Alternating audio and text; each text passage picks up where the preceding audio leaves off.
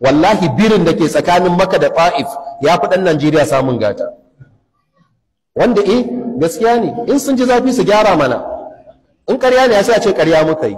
To biri za ka jefa mishi abu malam sai ka sai abu riyal 20 riyal 30 kaga anan kusan 12,000 ka jefa ma biri, idan ya cafke ga ka buɗe sai dawo ma da abinka, shi za ka walakanta ka bashi buɗaɗɗen abinci ka turo sabo ya yage da hannun shi sai ya ci.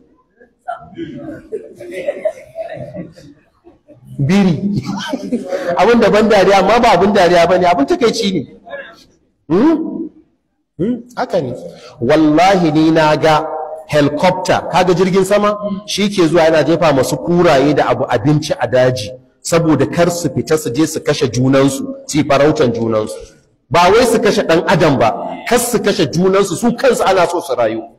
Dabba aka gabata da lafiya, harbinta za a yi da allura ya sa ta faɗi ba ƙarfi jikinta, a sauka a yi mata magani, in na asibiti yana ɗauke ta a jirgi a yi mata magani a sauke ta a daji ta ci gaba da rayuwa. Ka san me yasa ake faɗi wannan abin takaicin? Duk fa wannan arzikin da ake wancan abin da shi fa muna da wanda ya fi shi a nan fa, wallahi muna da wanda ya fi shi a nan, amma kuma ba mu da shugabanni, ba mu da 'yan ƙasa masu kishi.